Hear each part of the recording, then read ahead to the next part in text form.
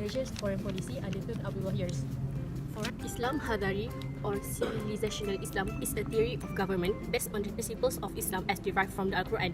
It was founded by Tunku Abdul Rahman in 1957 and it was promoted by our ex-Prime Minister Tun Abdullah Ahmad Badawi.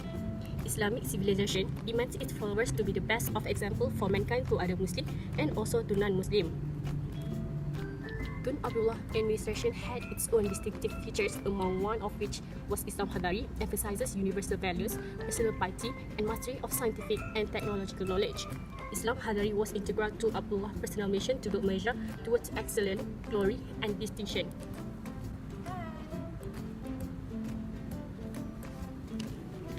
Malaysia's relation with United States of America or USA.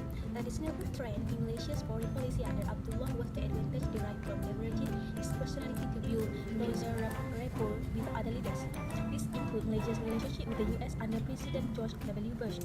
Such a more cordial working relationship has been enhanced by the geopolitical landscape of post-September 2001, where the US has become more accommodating of Malaysia's interests. This reflects Malaysia's role in the region as a valuable ally in the fight against terrorism.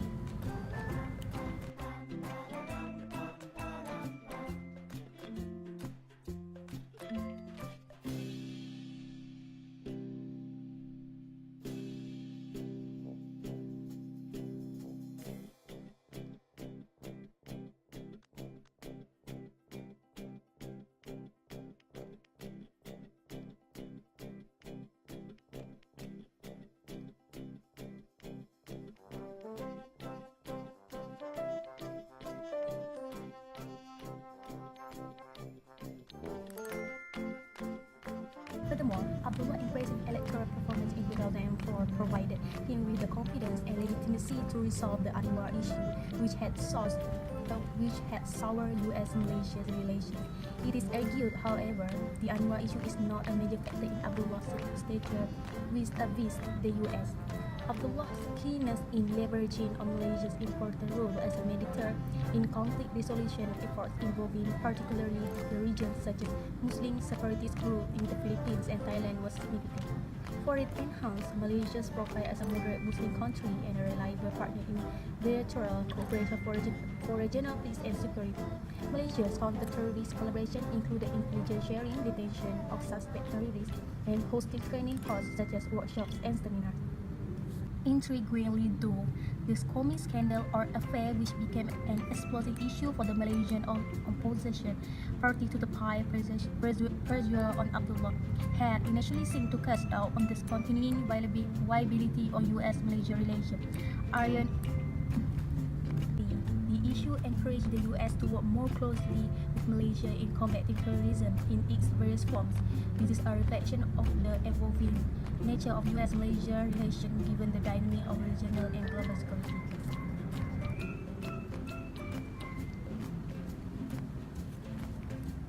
Malaysian external relations in the context of multilateral organizations.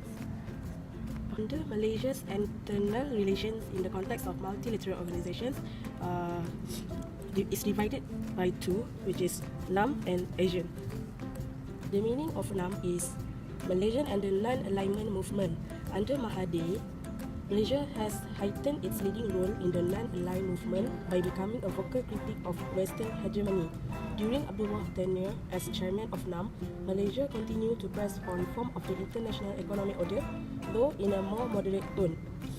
This could be demonstrated in his statement to the Second Doha Summit on 15 June 2005, which called for constructive dialogue and finding common ground with the North. Abdullah was also concerned about ensuring the continuing relevance and effectiveness of NAM. Towards this end, Malaysia under the Abdullah administration had pushed forward the revitalization process of NAM as set out by Kuala Lumpur Declaration, which provide the course of action for structural reforms.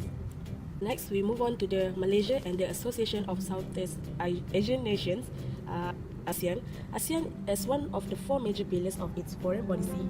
Mahathir proposed the East Asia Economic Caucus, EAEC, to exclude United States, Australia and New Zealand, which is the goal is totally different with East during the Asia Summit.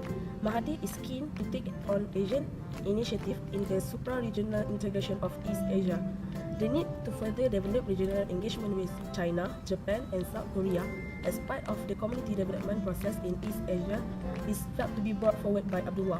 The main objective is to create a common economic and market bloc known as the East Asian Community, EAC.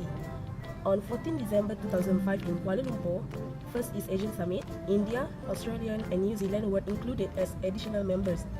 Abdullah, as the chairman of ASEAN, sees this as one of the efforts to restore it. The rise of EAC is more inclusive and more suitable with Japan. To move towards the goal of the EAC, the idea of the East Asia Summit, EAS, has been documented on the basis of the East Final Report, East Asian Studies Group, set up specifically to study the greater feasibility of regional integration. Abdullah oversaw a number of policy recommendations as emerged from the Asia think tank Network meeting in August 2005, Tokyo, titled Towards an East Asian Community, and the Third Asia Forum held in October 2005 at Beijing. Other regional policy developments include the Bond Asia Initiative Market, ABMI, and the Chiang Mai Initiative, CMI, is important to Asian financial and financial stability. One of the basic goals is to recycle for the foreign exchange surplus back into the region in the form of infrastructure investments to boost economic growth, met with the view of facilitating regional interchange in border areas such as the Greater Mekong Sub-Region Economic Development Shield. Malaysia-Thai relation. Malaysia-Thai relation with certain Asia countries were affected by the soft personality and perceived necessity of Prime Minister Abdullah. It was argued that then, Thai Prime Minister Thaksin Shinawatra, who had already developed personal administration for the rapport with Mahathir, did not have high regards for successor Abdullah Ahmad Badawi. During the Abdullah administration, it was affected by the perceived arrogance of Thaksin when he insists that Malaysia was harboring the militant separatists and also for escalation of violence in the four Thai Sultan province. The situation only improved when Thaksin was removed from power by a Cop-E Act. This allowed for better Thai-Malaysia relation under Thaksin's successor, General Surayut Chulanot, who served as the interim Prime Minister. Bridge linking Bukit Bunga, Kelantan, Malaysia and Ban Bukit Tenggara, Thailand jointly constructed by Malaysia and Thailand under the Joint Development Strategy for Border Areas enhanced the facilitation of cross-border trade, marked an important milestone in the 50 years of Thai-Malaysia relation. It revived the political trust and confidence of both sides, which were mere when Thaksin was Prime Minister of Thailand. Surayut's successor, Samad Sudarawis of the People Power Party (PPP), successor to the Thai Rat Thai Party of the House Thaksin, was on cordial terms with Abdullah. The circumstances of time were more shaped by global events, primarily did the unprecedented rise of Fatinah Ruqaiyah. Bridge linking Bukit Bunga, Kelantan, Malaysia and Ban Bukit Tenggara, Thailand jointly constructed by Malaysia and Thailand under the Joint Development Strategy for Border Areas enhanced the facilitation of cross-border trade, marked an important milestone in the 50 years of Thai-Malaysia relation. It revived the political trust and confidence of both sides, which were mere when Thaksin was Prime Minister of Thailand. Surayut's successor, Samad Sudarawis of the People Power Party (PPP), successor to the Thai Rat Thai Party of the House Thaksin, was on cordial terms with Abdullah. The circumstances of time were more shaped by global events, primarily the unprecedented rise in the price of the staple consumption, amongst which was rice, compelled Malaysia place the commodity as a crucial element in bilateral discussion, including an increase in demand from Thailand.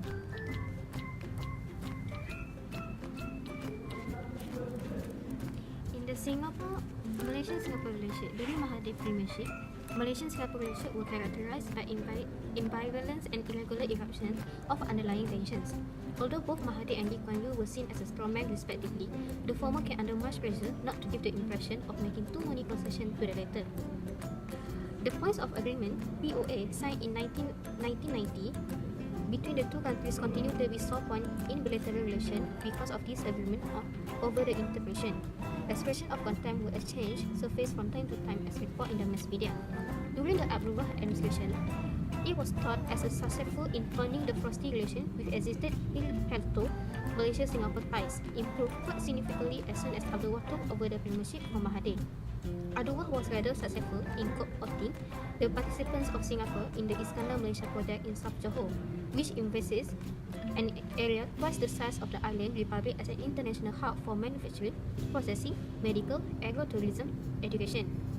Certain Singaporean investment in the Iskandar project has been regarded as a crucial in the foreign policy calculation of the Abdullah administration.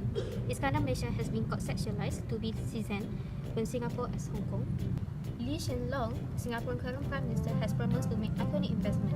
As in the case of Singaporean vis-a-vis the Iskandar Malaysia project, bilateral ties with the two neighbouring countries have produced tangible results.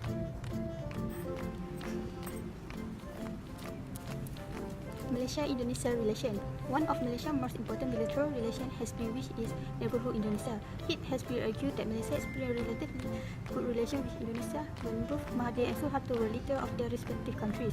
The fall of Suharto and the reformist movement had to a certain extent affected Indonesia's ties with Malaysia, particularly after the arrest of Anwar Ibrahim, who had a large following amongst many Muslims in the South Asia. Malaysia's ties with post-Mahathir Malaysia had somewhat improved, but soon bilateral relations were influenced by a series of episodes mainly involved the main street or abuse or Indonesia migrant works. Dua terms as Prime Minister coincided with the appointment of Susilo Bambang Yudhoyono as the country president, succeeded Megawati Sukarnoputri, who had developed warm relations with Malaysia towards the end of Malaysia's term or Mahathir term. It is interesting to note that quite a number of members of the Indonesia academic, media and government officials have acknowledged the similarity in the personality and style of Susilo and Abdullah. Both leaders have been perceived by their people as slow, indecisive and less effective. However, Malaysia's relations with Indonesia were seen to be moving toward the right direction in the last year or two of Abdullah's premiership. Both sides were seen committed to resolve some of the major issues in their bilateral ties. The formation of the Employment Person Group (EPG) on Malaysia-Indonesia bilateral relations in 2008 could be regarded as a manifestation of the commitment of the leadership of both countries to seek